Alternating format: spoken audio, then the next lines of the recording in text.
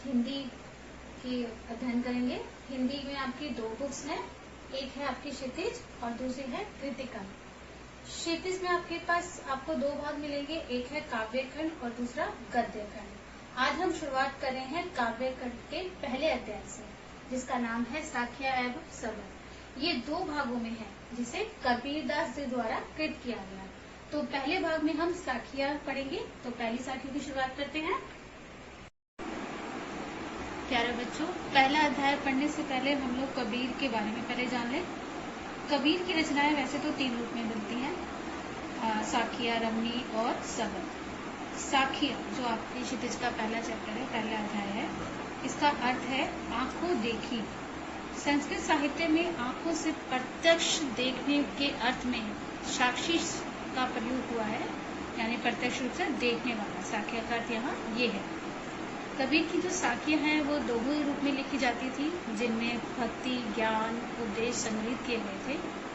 और कबीर की अधिकांश साखियां जो थी वो दोहा छंद के रूप में प्रयोग की गई थी, जिसके कारण कभी कभी उनकी साखी को दोहा का पर्याय या उनका पर्यायवाची मान लिया जाता था। वस्तुतः कुछ जो साखियां थी वे दोहे के अतिरिक्त सौठे और चौपाइयां जैसे छंदों में भी लिखी गई। यहाँ पर उनकी भाषा के लिए कहा गया कि कबीर की भाषा सुघड़ी भाषा थी।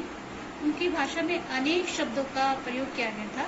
खड़ी बोली, पूर्वी हिंदी, राजस्थानी, पंजाबी, ब्रज और अवधी, इन शब्दों के प्रयोग किया गया था, क्योंकि आप जानते हो उन्हें घुमक्कड़ प्रवृत्ति का कहा जाता है।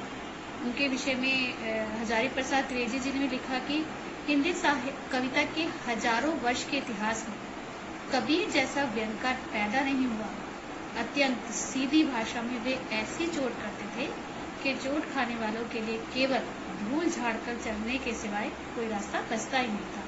अर्थात वे अपने दोहों से या साखियों से ऐसी व्यंग भरी भाषा का प्रयोग करते जो सुनने वालों को सीधा चोट करती। तो आगे हम जानेंगे हमारे पाठ का पहला।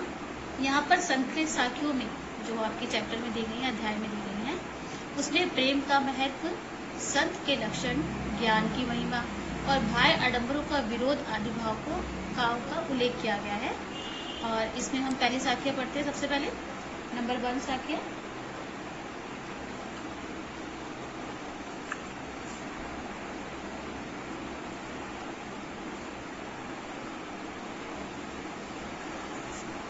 पहला देखिए।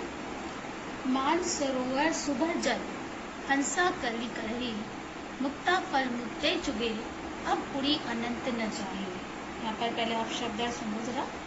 मान सरोवर का रूप है यहाँ पर मन रूपी सरोवर। यहाँ पर 2 अर्थ दिए गए हैं, और एक अर्थ है यहाँ पर कैलाश पर्वत में जो तालाब है उसे कहा गया है। सुभर का अर्थ है यहाँ पर पवित्र, और दूसरा अर्थ है यहाँ पर अच्छी तरह भरा हुआ, यानी लबालब भरा हुआ। जल का मतलब समझते हैं आप लोग, जल पानी। हंसा करही करही का मतलब है, हंस का मतलब है यहाँ पर हंस, और दूसरा अर्थ है आत्मा। करिल का अर्थ है क्रीड़ा और खेल। करही का मतलब है करना। मुक्ता फल का अर्थ है यहाँ पर मोती। चुगे का मतलब चुनना। उड़ी का मतलब उड़ जाना, और अनंत का मतलब है कहीं और ना जाना। अर्थात उसका अर्थ देखो। इस दोहे में कबीर जी कहते हैं, जिस प्रकार मानसरोवर के जल में हंस खेलता है, ठीक है, मानसरोवर सुपर जल, हंसा करही करही, इसका मतलब है जिस प्रकार मानसरोवर के जल में हंस खेलता है और खेल का आनंद उठाते हुए मुक्ता फल मुक्ते चुगे, मोती चुगते हुए अब उड़ी अनंत न जाए, अर्थात उस स्थान को छोड़कर कहीं भी जाना नहीं चाहता, उसी प्रकार भक्त जो है अपने हृदय रूपी मान सरोवर में क्रीड़ा रूपी साधना कर रहा है, यानी अपने ईश्वर को याद कर रहा है, उसकी साधना कर रहा है, उसकी तपस्या कर रहा है, और भक्ति रूपी मोती चुग रहा है। उसे इस कार्य में, हमारी आत्मा को इस कार्य में इतना अधिक आनंद मिल रहा है कि कहीं उसके जाने का मन नहीं करता। अर्थात कबीर जी के कहने का आशय है कि प्रभु भक्ति में सबसे अधिक आनंद और आनंद की प्राप्ति होती है, और हमारी आत्मा को तृप्ति मिलती है। ठीक है, सेकंड पढ़ेंगे अब हम लोग। प्रेमी ढूंढत मैं फिरो, प्रेमी ना मिले न कोई, प्रेमी को प्रेमी मिले सब विष अमृत हो। अर्थात सेकंड में देखो प्रेमी अर्थ का, पहले आप प्रेमी का मतलब जानो यहाँ पर, यानी एक तो हो गया साधक और दूसरा हमारी एक भक्त और दूसरा हमारे ईश्वर। यहाँ पर दो प्रेमी शब्द यूज किए गए हैं, ठीक है। तो इसमें इसके अलावा देखो मिला ना कोई, यानी कोई और नहीं मिला। विष का अर्थ है वासना। चलिए पढ़ते हैं। जो हमारी साकेत में रहता है, कबीर जी कहते हैं इस दोहे में अपने प्रेम रूपी ईश्वर की खोज में रहता है। प्रेमी ढूंढत मैं फिर, यानी मैं प्रेमी यानी अपने ईश्वर को ढूंढता फिर रहा हूँ, लेकिन मुझे अपना ईश्वर की प्राप्ति नहीं हो रही है। प्रेमी मिला न कोई, प्रेमी को प्रेमी मिले। अर्थात जब हम ईश्वर को बिना किसी स्वार्थ के याद करते हैं तब वो हमें ईश्वर मिल जाता है। अर्थात ईश्वर भी हमसे प्रेम करने लगता है। तो सब विश का मतलब है हमारे मन में जो व्यवहार होता है और हम जो परमात्मा से मिलने के लिए जाते हैं, सकारात्मक भाव होता है, नकारात्मकता समाप्त हो जाती है। वो सब विष किसके रूप में बदल जाता है? सब विष अमृत होए। ठीक है, वे कहते हैं अपने प्रेमी अर्थात ईश्वर से मिलने पर इस प्रेमी भक्त के मन के सारे दुख रूपी विष सुख के रूप में बदल जाते हैं या अमृत में बदल जाते हैं। तीसरा पढ़िए। हंसते चढ़िए ज्ञान को सहज दुली चढ़ डाली, स्वान रूप संसार है भूकन दे झकमारी। इसका अर्थ जानिए पहले। हस्ती का अर्थ है यहाँ पर हाथी, सहज का अर्थ है स्वाभाविक, दुलीचा का अर्थ है कालीन, सुहान का अर्थ है कुत्ता और झक मारने का अर्थ है वक्त बर्बाद करना।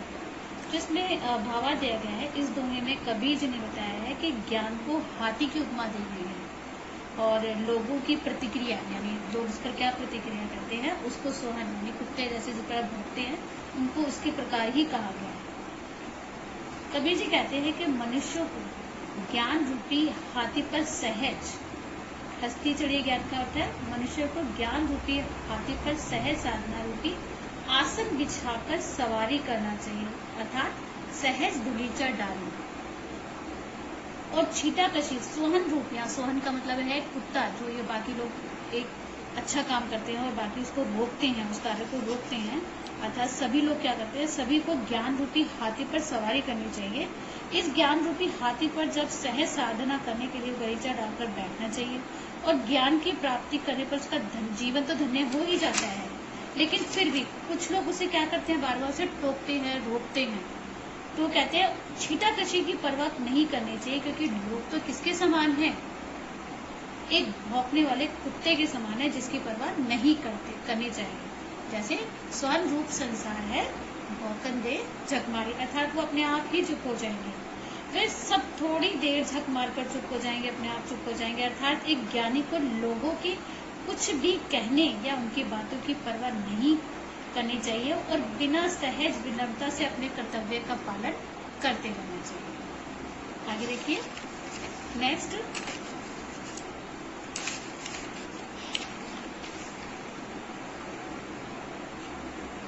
पखापखी के कारण सब जग रहा भुला, निरपक होय के हरि भजे सो ही संत सुजान। ठीक है, अब इसमें अर्थ जानिए। पखापखी का अर्थ है पक्ष और विपक्ष और भूलन का अर्थ है भूल जाना, निरपक्ष का अर्थ है निष्पक्ष हो जाना, निष्पक्ष हो जाना। और तीसरा है सोही का अर्थ है वह, सोही का मतलब वही, और सुजान का अर्थ है ज्ञान। ठीक है, आगे कबीर जी कहते हैं कि पक्ष विपक्ष के चक्कर में, पखापखी का अर्थ है पक्ष विपक्ष और करण का अर्थ है चक्कर या उसके कारण, इस दुनिया में सब जग रहा भुला, इस दुनिया के सभी लोग सब भुलाकर आपस में क्या कर रहे हैं, झगड़ रहे हैं, एक दूसरे को अपने आप से श्रेष्ठ मान रहे हैं। और इस चक्कर में वे अपने निरपक कोई हरि भजे कहते हैं, वे अपने झगड़े में ईश्वर को भूल रहे हैं। और जो व्यक्ति निरपक कोई का मतलब जो भी व्यक्ति बिना किसी भेदभाव के, निरपक कोई हरि भजे जो बिना किसी भेदभाव के निष्पक्ष होकर ईश्वर की भक्ति में मगन रहता है। हरि का अर्थ यहाँ पर ईश्वर, ईश्वर की भक्ति में मगन रहता है। सो ही संत सुजान, अर्थात वही सच्चे अर्थों में एक अच्छा मनुष्य है। आगे, हिंदू मुआ राम कही, मुसलमान खुदाई, कही कबीरा सो जीवत, सो दुहू के निकट न जाए। अर्थात वो कहते हैं, देखो यहाँ पर मुआ का अर्थ है मर गया, और हिंदू अपने धर्म के बारे में कहा गया है। खुदाई का मतलब है खुदा अल्लाह से संबंधित करते कहा गया है। सो का मतलब है वही, जीवता का मतलब जीवन, और दहू का मतलब है यहाँ दोनों ही। इस दोहे में कबीर जी कहते हैं कि हिंदू व्यक्ति है वो क्या करता है, हिंदू मुआ राम करी, अर्थात जो हिंदू व्यक्ति है वो राम का नाम जपता रहता है, और मुसलमान खुदा खुदा अल्लाह अल्लाह को पुकारते हुए सारा जीवन अपना व्यतीत करते हैं। उससे कभी जीने का सही अर्थ मालूम ही नहीं होता, वो सोचता है यही ईश्वर की भक्ति है। लेकिन कबीर क्या कहते हैं, कबीर कहते हैं, कबीर के अनुसार कहे कबीर सो जीवता, अर्थात कबीर कहते हैं वही व्यक्ति जीवित है या जीवित है जो मनुष्य अपने आप को, जो दहू के निकट न जाए, अर्थात वही मनुष्य जीवित है जो इन दोनों के निकट नहीं जाता और मनुष्यता को, धर्म को ही अपनाता है, उसी का जीवन सार्थक है। अर्थात जो मनुष्य जाति में, जो मजहब है, धर्म के भेदभाव के उसमें अपने आप को नहीं रखता, उनसे दूर रहता है, भेदभाव को नहीं मानता, अर्थात वही अर्थों में सच्चे रूप में जीवित है और उसी के जीवन का सही अर्थ समझता हुआ जीवन का सही अर्थ समझता है। आगे चलिए, काबा फिरे काशी भय, राम ही बहे रही, मोटा चूर मैदा भय, बैठी कबीरा जी। अर्थात पहले इसके अर्थ जाने।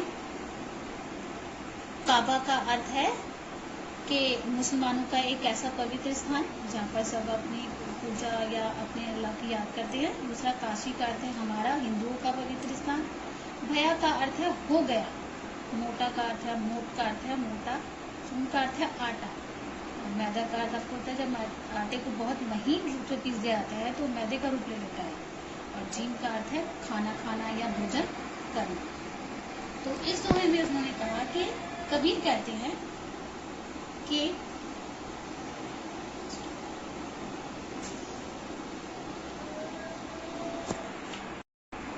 कि जब मनुष्य को सच्चा ज्ञान प्राप्त होता है तब काबा और काशी में कोई अंतर नहीं दिखाई देता।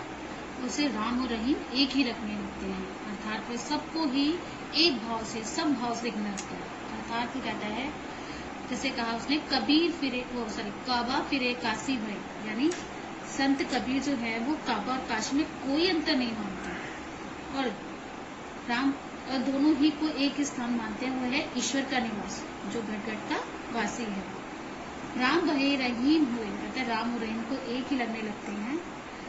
मोटा चूर मैदा भय, अर्थात जिस प्रकार गेहूं को पीस कर आटा और आटे को पीसकर मैदा का रूप दे दिया जाता है, लेकिन दोनों ही खाने के काम में आते हैं, उसी प्रकार सभी मनुष्य एक ही ईश्वर की संतान है, भले ही उनके नाम अलग अलग हो। अर्थात बैठकर जीना मतलब खाना, यानी दोनों ही खाए जाते हैं। मैदा भी खाने में प्रयोग के लिए आता है और चून यानी गेहूं का आटा भी। ठीक है, नेक्स्ट पढ़ेंगे। ऊंचे कुल का जन्मिया, जे करनी ऊंची न होए, सुब्रन कलश सोला भरा, साधु निंदा सोए। तो पहले देखिए, ऊंचे का अर्थ है यहाँ पर कुल, वंश, जाति। ठीक है, का अर्थ है क्या, जे का मतलब है जिसकी, करनी का अर्थ है काम, सुब्रन का अर्थ है स्वर्ण या सोना, कलश का अर्थ है कलश या घड़ा, सुराहा का अर्थ है मदिरा या शराब, सोले का अर्थ है उसका। ठीक है, प्रस्तुत जो साखियां है उसमें कबीर जी कहते हैं, स्पष्ट करते हैं कि व्यक्ति को हमेशा अच्छे कर्म करते रहना चाहिए। केवल ऊंचे कुल में जन्म लेने ही से ही व्यक्ति बहुत महान नहीं हो जाता। अर्थात वो कहते हैं, ऊंचा कुल का जन्म लिया, अर्थात व्यक्ति अपने अच्छे कर्मों से, जो करनी ना ऊंची हो, जो अपने अच्छे कर्मों से सम्मान पाता है, ना कि उसकी जाति से या कुल से। जो अपने महान कार्य से महान बनता है, केवल उस कुल में जन्म ले लिया लेकिन कार्य उसके नीचे हुए, बहुत गंदे काम करता है, तो वो किसका पात्र है? नंदिनी का। बड़ी उसकी निंदा की जाती है, कबीर जी ऐसा मानते हैं। लेकिन कहते हैं सुवर्ण कलश, जिस प्रकार कलश के अंदर, सोने के कलश के अंदर अगर शराब या मदिरा को भर दिया जाता है, उसी प्रकार ऊंचे कुल में जन्म लेने वाला व्यक्ति अगर बुरे कर्म करता है, गंदे कर्म करता है, तो वो कभी भी ऊंचे कुल का बड़ा व्यक्ति, महान व्यक्ति नहीं बनता। वो साधु भी क्या होता है, वो व्यक्ति क्या माना जाता है, वो साधु जन भी उसकी क्या करते हैं? बुराई करते हैं। अर्थात कबीर उदाहरण देकर समझाते हैं कि यदि सोने के कलश में, सुवर्ण कलश शराब भरा का मतलब है, यदि सोने के कलश में शराब भरी हुई तो साधु निंदा सोई, तो भी साधु जन उसकी बुराई ही करेंगे।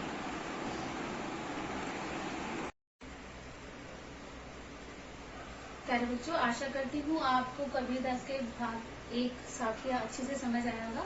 सेकंड पार्ट में फिर मिलेंगे हम सबद के साथ। धन्यवाद।